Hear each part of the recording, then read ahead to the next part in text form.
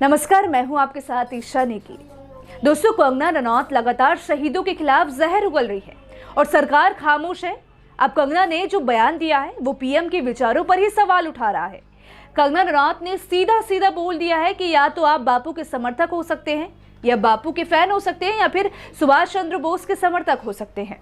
अब सरकार कंगना पर कार्रवाई नहीं कर सकती है तो कम से कम ये तो बता सकती है कि वो दिल से गांधी को कितना मानते हैं, बापू को कितना मानते हैं। जहां तक देश का सवाल है तो देश के लिए बापू राष्ट्रीय पिता थे और रहेंगे, और सुभाष चंद्र बोस को भी हम नमन करते आए हैं। खुद नेताजी सुभाष चंद्र बोस बापू से प्रेरणा लेते रहे। आज़ादी के आंदोलन में वो उनकी वजह से आए।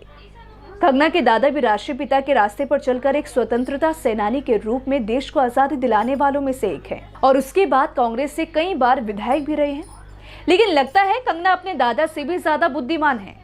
पीएम मोदी आज भी जहां जाते हैं ना, वो कहते हैं मैं गांधी के देश से आया हूं, और उस कंगना रनौत को सरकार ने पद्मश्री अवार्ड देकर हौसला अफजाई की है।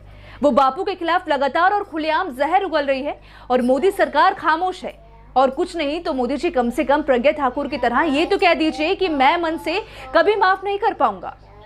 ठीक है, कंगना रनौत के विचारों से आप तारुफ नहीं रख सकते हैं, लेकिन फिर भी हमारे जैसे लोग इस पर लगातार खबर बना रहे हैं और आपको इस तरीके का अपडेट दे रहे हैं। अब आप ही बोलेंगे कि क्यों? क्योंकि आज भी बड़बोली कंगना की सुरक्षा में हमारे आपके पैसे, टैक्स पेयर्स के पैसे से देश के वीर जवान तैनात किए गए हैं। दोस्तों, यहाँ आप ये सोचिए कि उन जवानों के मन में क्या बीतती होगी। शहीदों का अपमान करने वाली महिला की सुरक्षा के लिए सरकार ने उनकी ड्यूटी लगा दी है।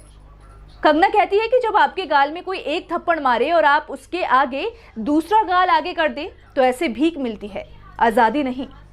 तो कंगना रनौत, आपने बापू को शायद उतना नहीं पढ़ा होगा, हमने पढ़ा है, और जितना हमने पढ़ा है गांधी जी को, उनके हिसाब से इस सोच के पीछे उनकी वजह अब आप समझिए। गांधी जी के इस विचार के पीछे उनकी अहिंसक सोच है। गांधी इस विचार के साथ ये कहना चाहते हैं कि जब आप एक थप्पड़ के बदले किसी को थप्पड़ मारते हैं तो जवाब में आप अपने थप्पड़ मारने वाले को कुछ नहीं बदलते, उसके भीतर कुछ नहीं बदलाव ला पाते, समाज में कुछ बदलाव नहीं ला पाते हैं। लेकिन दोस्तों, जब आप अपना दूसरा गाल उसके आगे कर देंगे तो आपका दुश्मन खुद ही शर्मिंदा हो जाएगा, उसके अंदर कुछ बदल जाएगा। और जब एक इंसान के अंदर कुछ बदलता है ना, तो समाज बदलता है, और ये एक महान इंसान की सोच हो सकती है।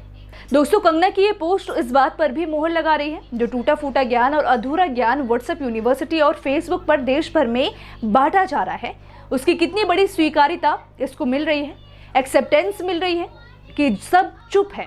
खुलेआम इनको जैसे लाइसेंस दे दिया गया हो कि वो जब चाहे, जहां चाहे, किसी के बारे में भी बोल सकती है।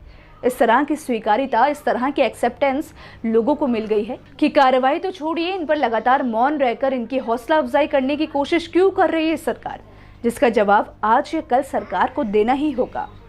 दोस्तों, इस मुद्दे पर आपकी क्या राय है, हमें कमेंट करके ज़रूर बताएं।